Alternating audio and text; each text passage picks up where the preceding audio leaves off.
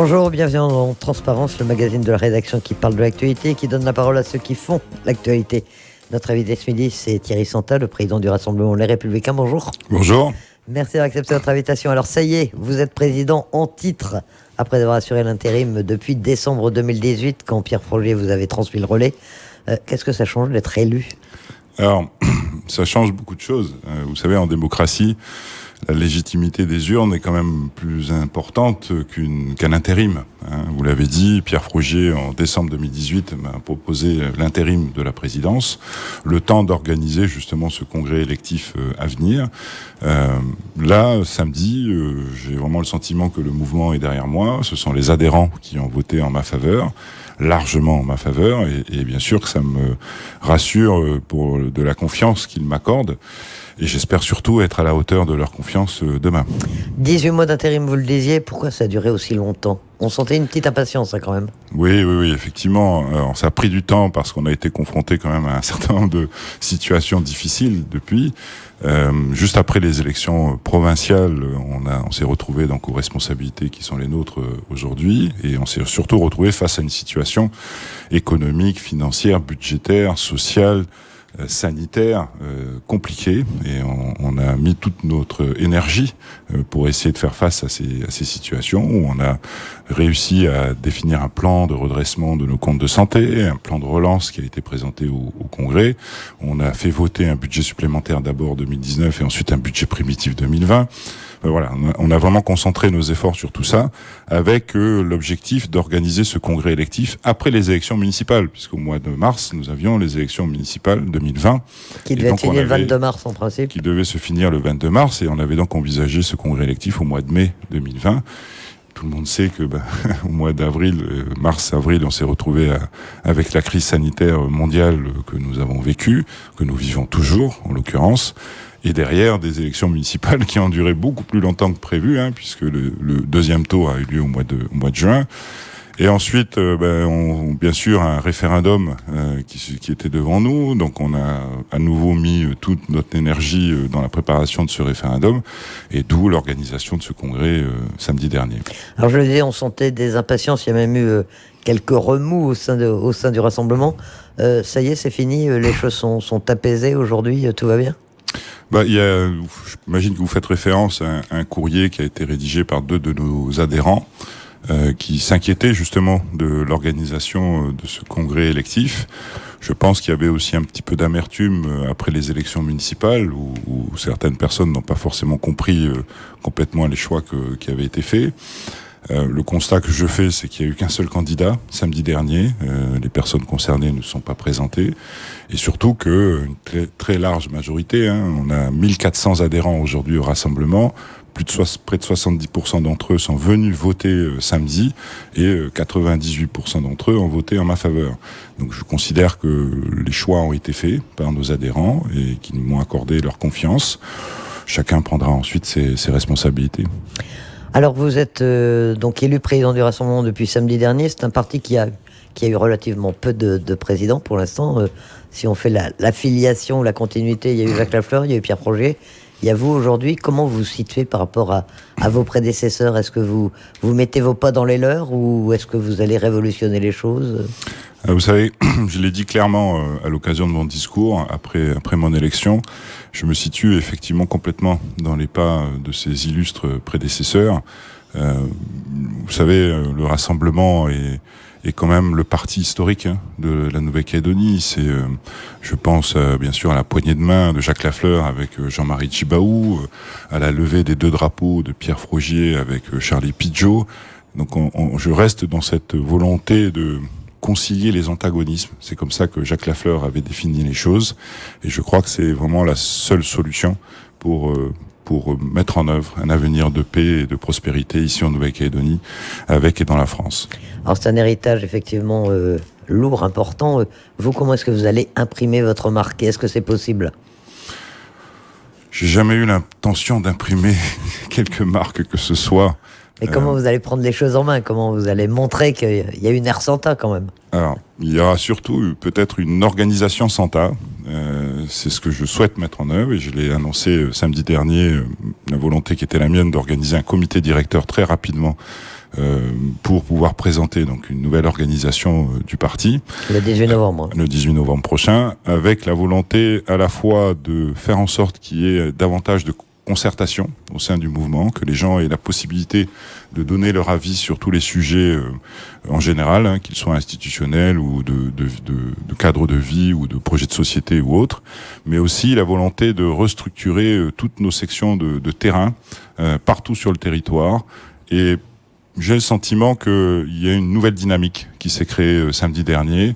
Beaucoup de gens sont venus me voir en me disant comment est-ce qu'ils pouvaient justement aider à ce que le rassemblement retrouve un peu ses appuis territoriaux qu'il avait depuis toujours, une volonté de s'investir dans cette dynamique-là, et c'est vraiment l'organisation que je vais proposer, c'est d'aller chercher, de faire en sorte que tous, quel que soit leur lieu d'implantation géographique, se sentent soutenus par le rassemblement, en particulier les plus éloignés, peut-être les plus exposés aussi, que ce soit dans l'intérieur, que ce soit dans les îles, pour que les valeurs du rassemblement se propagent le plus possible sur toute la Nouvelle-Calédonie et au bénéfice de tous les Calédoniens, je l'espère. C'est un parti qui était effectivement implanté partout en Nouvelle-Calédonie. Il y avait des sections, il y avait des électeurs un peu partout. C'est le cas encore aujourd'hui où il faut redynamiser, retravailler le travail de terrain? Comment vous voyez les choses? Il y a un vrai besoin de redynamiser les choses. Autant sur l'agglomération, on a encore des sections qui sont bien organisées, bien structurées. Il y a quand même, je pense, un travail à mener sur nos maires en particulier, mais surtout dans l'intérieur. On a encore des militants qui sont éparpillés partout, mais qui sont moins organisés, qui n'ont pu l'être à une certaine époque.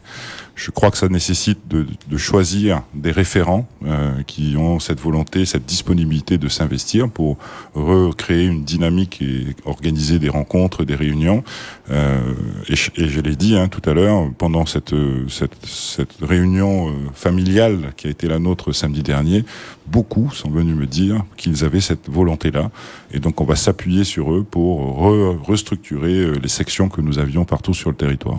Ce qui était assez frappant samedi pour ceux qui étaient présents, c'est que le Rassemblement reste un parti multiethnique, ce qui avait peut-être été un peu oublié, ce qui n'est pas forcément facile pour un parti politique en Calédonie. Ah, mais c'est l'essence même du Rassemblement. C'est la spécificité du Rassemblement de toujours. Que de travailler au bénéfice de tous, quelle que soit notre communauté d'origine, et en particulier donc avec une représentation de toutes ces communautés mélanésiennes, wallisiennes, européennes, polynésiennes. Tout le monde aujourd'hui fait partie du Rassemblement. C'est vraiment, je crois, la raison pour laquelle je me suis investi en politique, c'est justement pour ça, parce que ma conviction profonde est que toute solution qu'on devra trouver pour l'avenir de notre pays et de nos enfants ne pourra être trouvée que pour et avec tout le monde. Alors le Rassemblement revendique une histoire, on le disait, il a plus de 40 ans aujourd'hui, des valeurs aussi, vous y faisiez allusion d'ailleurs dans votre discours juste après votre élection. C'est quoi sa spécificité? Comment est-ce que vous le définiriez? Parce qu'on a l'impression que qu'il ne se considère pas, et qu'il n'est pas considéré d'ailleurs vraiment comme un parti comme les autres. Alors, c'est une question fondamentale que vous venez de poser. Ça fait 43 ans que le Rassemblement, existe. 77. Et voilà, 77. Et avec effectivement des valeurs profondes auxquelles nous sommes tous attachés au sein du Rassemblement. Je parle bien sûr de nos valeurs d'abord républicaines, avec liberté, égalité, fraternité. Mais je parle aussi de nos valeurs océaniennes, ce qu'on disait tout à l'heure, toutes les communautés sont représentées au sein du Rassemblement, et donc des valeurs océaniennes d'humilité, de respect. J'oublie pas nos valeurs chrétiennes, qu'on le veuille ou pas, la majorité des Calédoniens sont de religion chrétienne, catholique ou protestante, de charité, d'espérance. Mais moi, si je peux me permettre, je rajouterais de nos valeurs humanistes aussi, et on en a peut-être pas suffisamment parlé. Quand je dis valeurs humanistes, je parle de l'empathie, je parle de l'altruisme, je parle de la sincérité dans ce que nous faisons.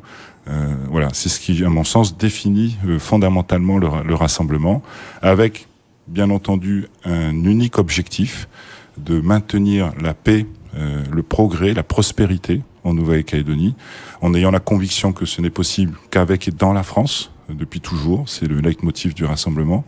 Et puis, encore une fois, au bénéfice de tous, avec et pour tout le monde. C'est ça la philosophie globale, si je devais la définir, du rassemblement. Le rassemblement, vous le disiez, c'est la poignée de main. Il est signataire historique des accords de Matignon et de Nouméa. Il y a eu les 2 drapeaux proposés par Pierre Frogier. Et puis récemment, il y a eu la différenciation provinciale, une idée un peu nouvelle pour un nouveau statut, une nouvelle organisation politique de la Nouvelle-Calédonie. C'est également un thème que vous voulez défendre et vous pensez que ça peut être un élément qui compose le futur statut du territoire. Je pense que c'est... Les gens comprennent pas forcément bien ce que c'est la différenciation provinciale. Oui, puis surtout, il y a facilement un amalgame qui est fait avec la partition de la Nouvelle-Calédonie, même si vous le dites pas, je sais que vous le pensez, Madame Noir. Pas forcément que vous alliez dans ce sens, mais je sais que c'est une question que se pose. C'est effectivement une critique qu'on entend souvent, ou en tout cas... beaucoup de Calédoniens. Donc, il faut vraiment être très, très, très précis sur les termes. Je parle bien de différenciation provinciale, dans la continuité de ce que Pierre Frogier a évoqué, dans l'optique de faire en sorte de mettre en œuvre une politique plus proche de la réalité de vie de chacun. On a, il faut le constater, pas la même façon de vivre dans les 3 provinces de la Nouvelle-Calédonie. On a des coutumes, des traditions, des modes de vie différents. Et notre objectif est que cette différenciation provinciale, qui consiste à définir une organisation institutionnelle qui soit plus proche de ces réalités provinciales, pour aller chercher une meilleure efficacité dans les réponses apportées aux attentes des Calédoniens. Et en aucune manière, il s'agit de diviser la Calédonie en 3, de monter des murs entre les uns et les autres, ou entre les coutumes qu'il peut y avoir aussi. Enfin, c'est vraiment cette démarche-là qui est la nôtre et qui nécessitera d'être très innovant, très imaginatif, de toute façon, d'un point de vue général, pour l'avenir de la Nouvelle-Calédonie, il va falloir l'être. Et on est prêt à s'engager, nous, dans ce genre de discussion. Et à la présidence du Rassemblement, vous allez lancer une réflexion sur ce thème. Vous allez essayer de vous entourer de gens qui puissent concrétiser un petit peu ce projet politique. Dans l'organisation, la réorganisation que j'ai l'intention de proposer, effectivement, je prévois un secrétaire général adjoint au sein de la structure qui sera chargé de regrouper un certain nombre de personnes pour définir ce projet de société que le Rassemblement souhaite défendre. Ça, c'est pour la partie projet de société. Mais à côté de cela, et en lien direct avec moi, je souhaite garder un lien étroit avec Pierre Frogier. On est tous les 2 membres du groupe Le Prédour, je vais l'appeler comme ça. Et Pierre est, je pense, quelqu'un sur qui nous pouvons nous appuyer pour réfléchir à l'avenir institutionnel de la Nouvelle-Calédonie. Et bien sûr qu'on s'entourera de personnes un peu plus spécialisées dans les différentes modalités d'organisation institutionnelle qu'il peut y avoir partout dans le monde pour nous conseiller dans la logique qui sera la nôtre ou dans les objectifs qui seront les nôtres. Alors, à la présidence du Rassemblement, quand vous assuriez l'intérim, vous aviez fait le choix de rejoindre les loyalistes pour la campagne référendaire notamment. Samedi dernier, après votre élection, vous avez proposé la constitution d'une confédération de partis autonomes. Ça veut dire quoi? Vous restez avec les loyalistes? Vous ne restez pas avec les loyalistes? Cette structure a de l'avenir? Vous voyez les choses comment en tant que président du Rassemblement? Mais clairement, je crois que l'espace dans lequel nous nous trouvons aujourd'hui nécessite absolument de maintenir cette union des loyalistes qui a été la nôtre. Les discussions d'avenir vont pouvoir aboutir que si nous portons le même discours dans les échanges qui vont être les nôtres avec nos 2 autres partenaires, que ce soit l'État ou que ce soit les indépendantistes. Donc il faut garder cette unité loyaliste. Mais je suis en même temps convaincu que chaque parti politique qui constitue cette unité loyaliste doit garder son identité, ses spécificités, ces petites différences qu'il peut y avoir entre nous. Je crois que les Calédoniens en ont besoin. Imaginez un parti unique loyaliste, je suis convaincu que c'est pas la solution, que on risque hélas de perdre des militants ou des sympathisants à notre démarche Alors que si on garde finalement cette pluralité de partis, chacun pourra se reconnaître dans les 6 partis que nous composons, avec encore une fois nos particularités respectives. Et c'est cette logique-là que j'ai énoncée samedi dernier, en terminant en disant je crois en la force de notre union et en la richesse de nos différences. C'est très profond ce que je vous dis là, profondément ancré en moi. J'en suis intimement convaincu. Et ça se passe comment avec les autres partis loyalistes? La campagne s'est bien passée globalement. Vous avez réussi à parler tous à peu près d'une même voix? On a même réussi à proposer un projet commun, ce qui était, on ne pensait pas forcément possible il y a quelques mois. On a parlé de la même voix, on s'est organisé sur le terrain tous ensemble, en essayant d'aller au contact des Calédoniens partout sur le territoire, en ayant le même discours, les mêmes objectifs. Tout est perfectible, il y a encore des choses qu'on peut améliorer, il y a peut-être des points de notre projet qu'il va falloir approfondir en fonction des réponses que nous avons eues justement de tous ces contacts. Et les choses se passent bien, on se voit très régulièrement, 1 fois par semaine, on a nos réunions tous les lundis matins de groupe avec toutes les sensibilités des loyalistes, et chacun donne un avis et on essaie de trouver les points de convergence en fonction. Vous discutez déjà d'une structure commune éventuellement où tout le monde veut en rester pour l'instant à ce que vous disiez, c'est-à-dire chacun garde son identité même s'il y a une union de ces partis? Je pense qu'il faut imaginer une structure, mais une structure qui permette à chacun de garder encore une fois cette identité. Il faut peut-être structurer ce qu'on a essayé de mettre en œuvre de manière empirique pendant la campagne du 2e référendum. Peut-être là organiser un peu plus les choses en termes de communication, en termes d'action sur le terrain. C'est nécessaire. Il faut qu'on aille dans ce sens-là, mais tout en gardant, je le répète, nos différences et que chaque parti que chaque Calédonien puisse adhérer à un des partis constitutifs de cette union. D'où le terme de confédération. Vous y faisiez allusion, le groupe Le Prédour. Vous avez participé à cette fameuse rencontre sur l'îlot Le Prédour. Vous étiez 10. Alors on sait que vous n'avez le droit de rien dire, qu'il y a une obligation de confidentialité. Mais quand même, qu'est-ce que vous pouvez nous en dire? Ça s'est bien passé, il en est sorti quelque chose, ça a été positif? Très honnêtement, j'ai le sentiment, moi, que les choses se sont effectivement bien passées. Vous l'avez dit, on a pris un engagement de confidentialité. Le ministre est d'une certaine façon notre porte-parole et il s'est exprimé après cette séquence. J'ai le sentiment que ça s'est bien passé puisque il s'agissait pas de discussion ou de négociation. Il s'est agi dans un premier temps que chacun pose sur la table ses fondamentaux, tout en ayant un esprit ouvert au discours de ceux qui étaient autour de la table. Et c'est ce qui s'est passé. En tout cas, c'est le sentiment que j'en ai. Le ministre lui-même était très efficace dans ce discours et dans sa façon d'amener les choses. On a tous convenu qu'on était satisfait du fait que le gouvernement national reprenne une place réelle dans la mise en œuvre et surtout la finalité de l'accord de Nouméa. C'était une attente qui avait été formulée par tout le monde, autant du côté indépendantiste que du côté loyaliste. Donc tout cela est plutôt positif. J'ai le sentiment qu'on a ouvert une petite porte et que maintenant il faut tout faire pour que les choses avancent. Et il l'a dit, le ministre, on a 6 mois devant nous. C'est la période avant laquelle le Congrès peut demander un 3e référendum tel que le prévoit la loi. À nous d'être à la hauteur de nos responsabilités et de faire en sorte que ces 6 mois soient fructueux. 6 mois utiles, on a dit... Pas de déplacement à Paris envisagé pour l'instant, notamment en raison de la crise sanitaire, mais des visioconférences régulièrement, ça va être organisé. Comment les choses vont concrètement se mettre en place? Alors effectivement, c'est ce qui est convenu. On va se réunir donc ici en Nouvelle-Calédonie, ceux qui sont présents, et par visioconférence avec Paris, avec le ministre. La prochaine est prévue fin du mois de novembre et d'autres séquences sont prévues pendant les 6 mois à venir.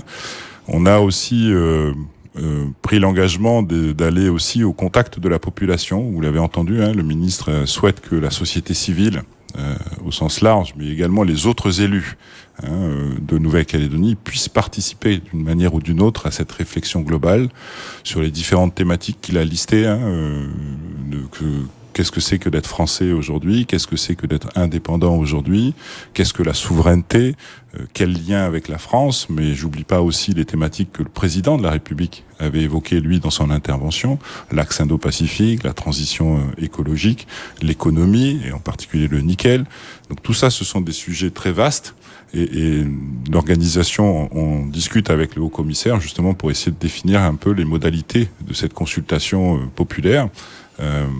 Très certainement qu'un site participatif va être mis en œuvre, mais au-delà de ça, des rencontres aussi de personne à personne, enfin des réunions vont être mises en œuvre, que tous les Calédoniens qui ont l'intention de donner un avis un peu sur toutes ces thématiques-là n'hésitent pas à soit se constituer en groupe de réflexion, de think tanks, comme on dit là, et à prendre contact avec nous pour demander ce type de rencontre. On sera ouvert, bien entendu, à ce genre de démarche. 6 mois qui vont être donc très, très studieux.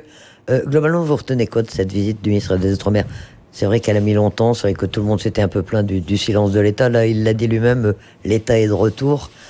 C'est un voyage qui a été fructueux en dehors de même de cette rencontre à Le Prédour qui a été un peu la surprise supplémentaire. Qu'est-ce que vous en retenez ? Pour être très honnête avec nos auditeurs, au début de la visite, je me suis posé beaucoup de questions. Où on n'avait pas le sentiment que le ministre était venu pour faire ce qu'on attendait de lui. Je suis désolé de le dire aussi simplement, mais j'ai compris lors de cette séquence à Le Prédour qu'il avait pris le temps de prendre des contacts individuels, humains, avec un certain nombre de personnes, et que c'est finalement ces 15 premiers jours, y compris sa phase de confinement, qui ont permis la séquence de Le Prédour. Je crois que si les choses avaient été faites trop directement, trop immédiatement, je pense qu'elles n'auraient pas pu se tenir. Et c'est finalement ce temps préalable qu'il a pris pour aller à la rencontre des uns et des autres, avec des gestes parfois très symboliques. Je pense bien sûr à la place des Cocotiers, mais également à son recueillement sur la tombe de Jacques Lafleur, de Jean-Marie Tjibaou, qui ont permis de créer les conditions pour permettre cette rencontre un peu à l'écart du monde sur l'îlot Le Prédour et donc d'avoir ces échanges un peu en sincérité qui ont pu se tenir à ce moment-là.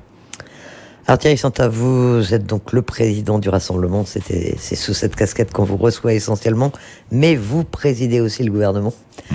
C'est facile d'assumer les deux casquettes. Vous nous disiez au début que si vous aviez un peu traîné à organiser les choses, c'est aussi parce que le gouvernement vous prend beaucoup de temps. Comment vous allez vous organiser là ? Vous allez arriver à faire les deux ? Je pense que, vous savez, c'est toujours pareil. Tout est une question d'organisation et de savoir bien s'entourer. Dans le sens que aujourd'hui, j'ai le sentiment qu'au niveau du gouvernement, les choses commencent à être bien posées, les responsabilités commencent à être bien définies entre les uns et les autres. Vous le savez, j'ai eu depuis le début la volonté que chaque membre du gouvernement ait la responsabilité véritablement de leur secteur.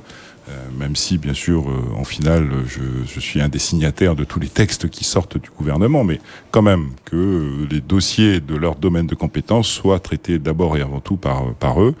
On a des cabinets qui maintenant sont bien organisés, les directions de la Nouvelle-Calédonie qui ont été très perturbés au sens qui ont concentré leurs efforts pendant la gestion de la crise du Covid et qui maintenant retrouvent un peu une activité plus normale administrative. Donc de ce point de vue-là, je crois que les choses sont posées. Au niveau du rassemblement, c'est la réorganisation que j'ai évoquée tout à l'heure, où je vais faire en sorte de m'entourer aussi de personnes disponibles, volontaires, dynamiques, sur lesquelles je vais pouvoir m'appuyer pour faire en sorte que le mouvement avance dans le sens que je souhaite. Et après, c'est aux Calédoniens et aux adhérents du rassemblement qu'il faut poser la question. Alors c'est un gouvernement dont on prédit régulièrement la chute. Vous vous sentez sur un siège éjectable ou vous n'y pensez pas tous les jours, ça vous inquiète pas tous les jours ? Alors personnellement, ça m'inquiète pas plus que ça. Je veux dire, je crois que les Calédoniens ont compris que j'étais pas attaché à un poste quel qu'il soit. Par contre, je suis quand même un peu inquiet pour les Calédoniens, pour la Calédonie et les Calédoniens, d'entendre ce genre de rumeurs, parce que nous sommes, je le répète, peut-être dans un espace-temps qu'il faut un peu sanctuariser. Je parle de ces fameux 6 mois qu'on a évoqués tout à l'heure. Il serait totalement illogique ou aberrant ou d'envisager d'avoir des discussions sereines nécessaires pour l'avenir de la Nouvelle-Calédonie pour ensemble essayer de trouver un chemin et une destination surtout commune, acceptable par tous, et en même temps que dans la vie de tous les jours ou dans les institutions calédoniennes, on ait des renversements, des tensions, des sujets polémiques utilisés politiquement ou de manière politicienne. Ça serait complètement aberrant. Et en tout cas, c'est, à mon sens, le meilleur moyen pour mettre à mal, justement, ces discussions d'avenir fondamentales pour l'avenir du pays. Donc moi, je me situe plus avec ce gouvernement, et je l'ai partagé avec les membres du gouvernement, du 16e gouvernement, dans une démarche, au contraire, de responsabilité face aux contraintes qui sont les nôtres aujourd'hui. Et je peux vous dire qu'il y en a encore beaucoup, vous l'imaginez bien. La crise sanitaire n'est pas finie. En tout cas, ses conséquences, elles, auront des répercussions encore pendant un certain temps. La situation économique n'est pas au beau fixe, tout le monde l'a bien compris. Les comptes sociaux, on a réussi à maintenir à flot nos comptes sociaux malgré cette crise sanitaire pendant toute l'année 2020. Personne n'a entendu parler à nouveau de tension, de remboursement des frais médicaux ou quoi que ce soit comme on l'avait entendu en fin d'année dernière. Je rappelle juste en passant. Ça n'a pas été simple et l'avenir sera encore plus compliqué. On travaille toujours sur ce sujet en particulier. Donc c'est vraiment dans cet état d'esprit-là que je crois qu'on doit se situer, avoir un esprit de responsabilité pour maintenir un climat le plus serein possible, le plus stable possible, pour donner une chance à ces discussions d'avenir de se tenir efficacement, en sincérité et dans le respect de chacun. Parce que justement, c'est la question qu'on se pose un peu, tous ces gros dossiers, bon, les comptes sociaux, la réforme de la fiscalité, le budget, le nickel, tout ça, on a l'impression que ça a été un peu, pas mis sous le tapis, mais enfin, mis de côté le temps de la campagne référendaire, le temps. Ils ont pu être traités, ces sujets, ou ils vont l'être traités dans les prochains mois? Comment est-ce qu'on va résoudre toutes ces difficultés? Vous savez, on ne peut pas imaginer faire les choses sans tenir compte du quotidien. Et le quotidien, je peux vous garantir qu'au gouvernement de la Nouvelle-Calédonie, il est lourd. Et je l'ai dit, je répète, dans nos comptes de santé, on a maintenu à flot tout notre système de santé, malgré, encore une fois, cette crise grave que nous avons vécue. C'est certain qu'on a pris un peu de retard dans ce que nous avions prévu de faire dans le cadre de notre déclaration de politique générale. Quand je dis ça, je pense par exemple à la loi de programmation fiscale que nous avions annoncée en milieu d'année 2020, mais vous l'avez compris qu'en pleine crise sanitaire, c'était pas envisageable, donc elle est prévue à la fin de cette année. La loi de relance, on a fait une première loi de relance en fin d'année 2019 quand on s'en était engagé, mais avec finalement une crise sanitaire qui a mis à mal le début de reprise que nous constations en début d'année 2020. Donc il va falloir une nouvelle loi de relance sur laquelle Christopher Gigès en particulier travaille et qui va également être présentée rapidement au Congrès de la Nouvelle-Calédonie. Sur le budget et sur les contraintes budgétaires que vivent toutes les collectivités, vous avez vu les débats d'orientation budgétaire de la province Sud et de la province Nord hier font apparaître ces difficultés budgétaires globales sur toutes les collectivités de la Nouvelle-Calédonie. Ça veut dire qu'il faut qu'on réfléchisse à ça, à trouver les meilleurs moyens pour à la fois apporter les réponses ou répondre aux attentes de financement des collectivités. Et la première étant la Nouvelle-Calédonie. Il faut pas oublier que c'est la Nouvelle-Calédonie qui ensuite répartit les ressources fiscales aux provinces, aux communes.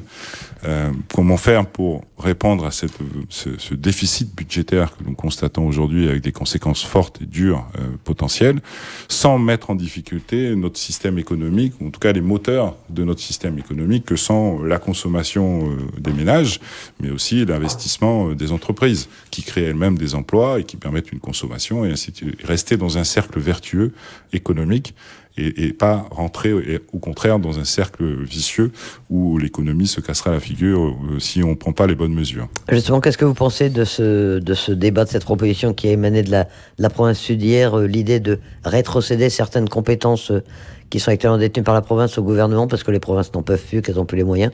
C'est envisageable, c'est en discussion ou...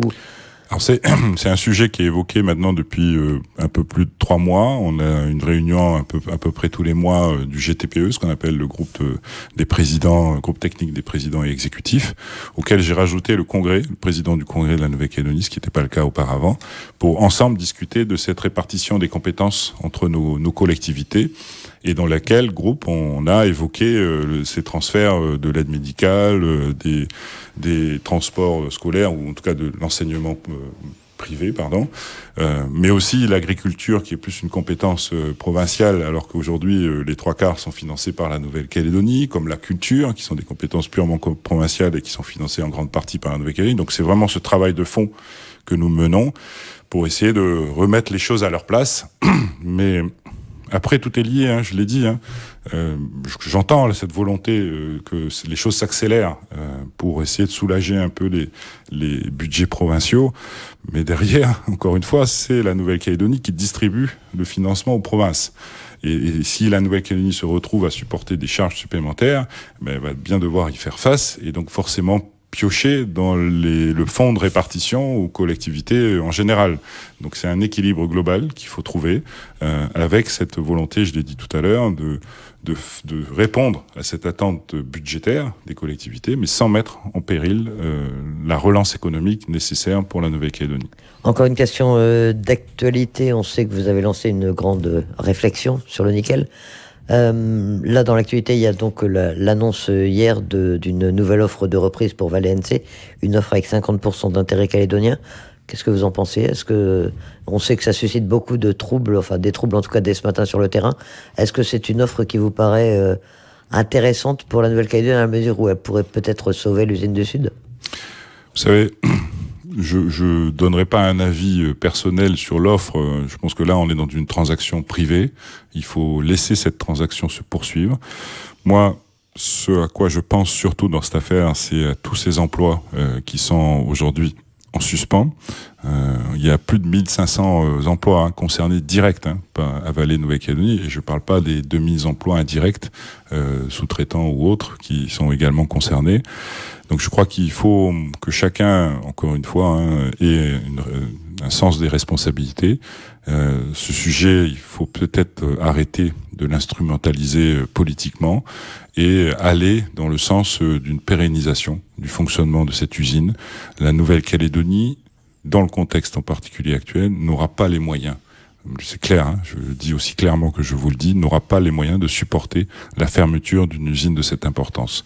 Ça sera insupportable à tous les niveaux, encore une fois budgétairement, dans les comptes sociaux, pour nos comptes de santé, ça sera insupportable. Donc il faut vraiment avoir cette responsabilité de tout faire pour maintenir l'activité de cette usine. Et la réflexion sur le nickel, vous en êtes tous, ça avance comme vous suivez votre feuille de route ? Nos assises se poursuivent, les groupes de travail ont été constitués, les chefs de file de chaque groupe ont été présentés lors du dernier comité de pilotage qui s'est tenu il y a 15 jours, le prochain devant se tenir la semaine prochaine. Les premiers comptes rendus de groupe remontent au comité de pilotage, donc seront présentés la semaine prochaine. On a décidé de reporter la journée finale qui était prévue fin d'année à plutôt au début d'année prochaine, aux alentours du mois de février l'année prochaine. Chaque groupe n'avançant pas forcément au même rythme. La décision du comité de pilotage a été de prendre le temps, toujours. Il faut parfois prendre un peu plus de temps pour être efficace, et c'est le choix qui a été fait. Et on permet donc à chaque groupe d'avancer au rythme qui est le sien.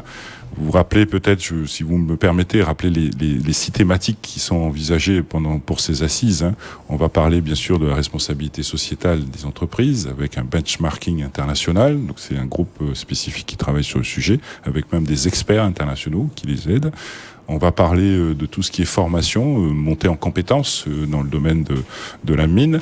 On va parler de l'optimisation des ressources et des réserves minières. Tout le monde parle des ressources extraordinaires de la Nouvelle-Calédonie, mais personne n'est capable de les définir précisément, sachant que ce sont des notions qui peuvent être évolutives dans le temps. On va parler bien sûr du Fonds pour les générations futures. C'est quelque chose c'est l'Arlésienne calédonienne, le Fonds pour les générations futures. Donc il faut qu'on ait maintenant une connaissance précise de ce que c'est qu'un Fonds pour les générations futures et comment c'est géré, par qui c'est géré. On va parler des retombées économiques, et donc de la fiscalité peut-être à envisager sur le secteur du nickel.